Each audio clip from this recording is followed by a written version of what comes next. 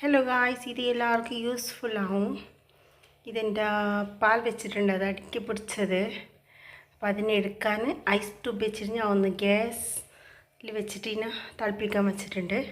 അപ്പോൾ ഇത് ഈസി ആയിട്ട് പോകുന്നുണ്ട്. വെയിറ്റൊക്കെ ഞാൻ കാണിച്ചു തരാം. അപ്പോൾ നിങ്ങളതും ഇങ്ങനെ അടിയിലെല്ലാം പിടിച്ചിട്ടുണ്ടെങ്കിൽ ചട്ടിയിൽ ഇതേപോലെ ആക്കിയാൽ ഈസി ആയിട്ട് പോകും.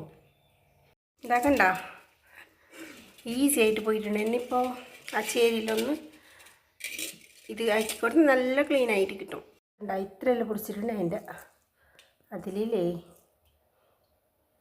അടിക്കത് ഇത്രയെല്ലാം പിടിച്ച് നല്ല ഈസി ആയിട്ട് വന്നു.